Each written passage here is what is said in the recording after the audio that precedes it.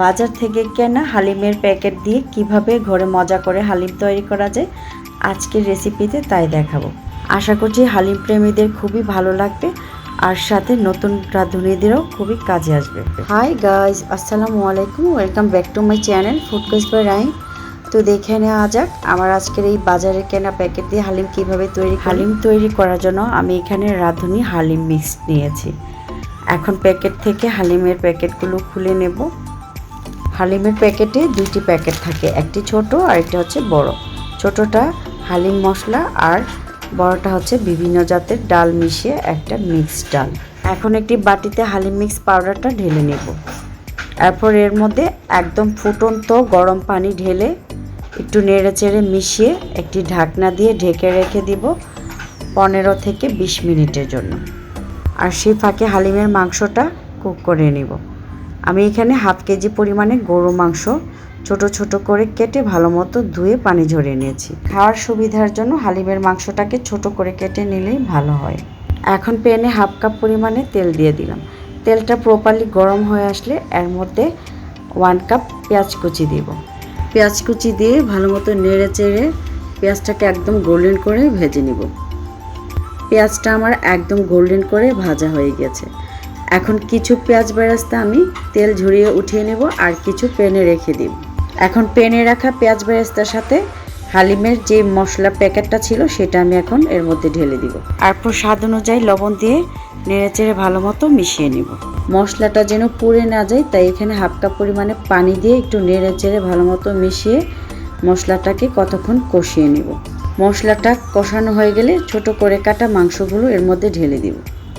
মাংসগুলো ঢেলে 1 কাপ পরিমাণে পানি দিয়ে একটু নেড়েচেড়ে মিশিয়ে একটি ঢাকনা দিয়ে ঢেকে কুক করব মাংসটা সেদ্ধ না হওয়া পর্যন্ত। মাংসটা আমার একদম ভালো মতো সেদ্ধ হয়ে গেছে। মাঝখানে 2 থেকে 3 বার মাংসটাকে নেড়ে দিয়েছিলাম। এখন মাংসটাকে একটু নেড়ে চেড়ে এর মধ্যে 20 মিনিট ভিজিয়ে রাখা ডালটা ঢেলে দিব। ডালটা মাংসের সাথে মেশানোর আগে ডালটাকে একটু নেড়ে নিতে হবে, নয়তো দলা পেকে যেতে পারে। এরপর ডাল আর মাংস ভালো মতো মিশিয়ে নেব। মেশানো হয়ে গেলে এর মধ্যে 3 থেকে 4 কাপ পানি দেব। পানি দিয়ে আবারও নেড়েচেড়ে ভালো মতো মেশাতে হবে। ডালটা মোটামুটি সেদ্ধ হয়ে গেছে। এখন অনবরত নেড়ে কুক করতে হবে, নয়তো পাতিলের নিচে ডালটা লেগে যেতে পারে। ডালটা সেদ্ধ হয়ে হালিমটা একটু ভারী হয়ে আসবে, ঠিক ওই পর্যায়ে আদা কুচি দিয়ে একটু নেড়েচেড়ে ভালো মতো মিশিয়ে নেব। মেশানো হয়ে গেলে এর মধ্যে দিয়ে দিব হাফ কাপ পেঁয়াজ বেরেস্তা। পেঁয়াজ বেরেস্তা দিয়ে আবারও নেড়েচেড়ে মিশিয়ে নেব। এরপর যাবে 1 টেবিল স্পুন লেবুর রস। লেবুর রস দিয়ে আবারও নেড়েচেড়ে মিশিয়ে নেব। মেশানো হয়ে গেলে এরপর 1 মুঠো ধনেপাতা দিয়ে একটু নেড়েচেড়ে মিশিয়ে এর মধ্যে দিয়ে দিব 1 টিস্পুন চিনি। আমি এখানে ব্রাউন সুগারটা ইউজ করেছি, আপনারা চাইলে সাদা চিনিটাও দিতে পারেন। এখন আবার একটু নেড়েচেড়ে মিশিয়ে আবারও এর মধ্যে পরিমাণ মতো ধনেপাতা কুচি দিয়ে দিলাম। হালিমের ধনেপাতার পরিমাণটা একটু বেশি হলে হালিমটা খেতে কিন্তু খুবই ভালো লাগে। হালিমটাকে আরও টেস্টি করতে চাইলে রসুন কুচি আর শুকনা মরিচের ফোড়ন দিতে পারেন, এতে করে হালিমের স্বাদটা আরও দ্বিগুণ বেড়ে যাবে। হালিমটা আমার অলমোস্ট ডান।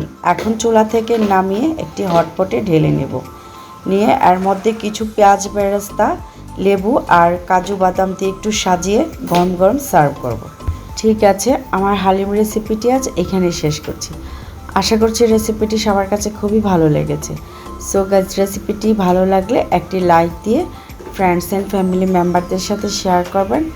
আর এমন আরও ইন্টারেস্টিং রেসিপিগুলো পেতে চ্যানেলটি সাবস্ক্রাইব করে আমার পাশেই থাকবেন।